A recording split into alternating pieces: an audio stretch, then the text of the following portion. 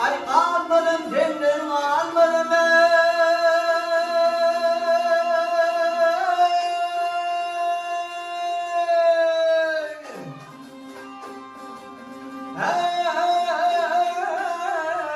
şeytan hüküm gelmedi almadım cennet almadım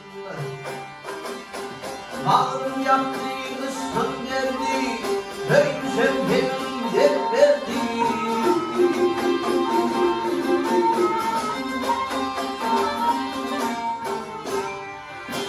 Hürmüme gelip hay gelir Kalmadan derdim kalmadan ay gelin derdim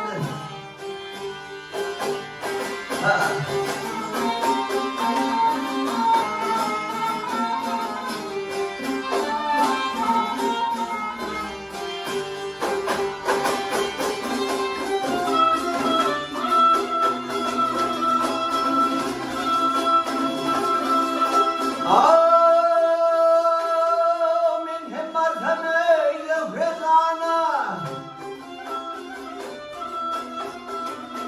Vakit isterim oldum hem hane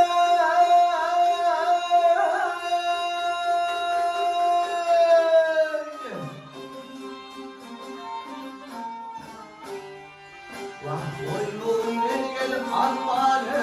almanın derdim kalmanın Mahım diğer yandur ay hilallı bir dağıydır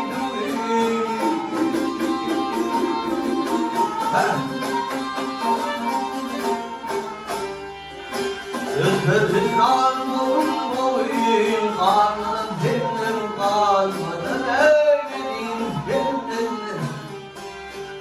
Kalmanın derdim kalmanın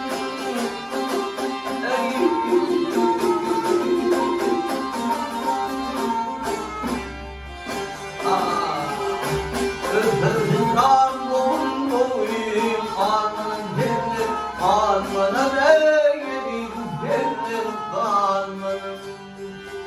Ay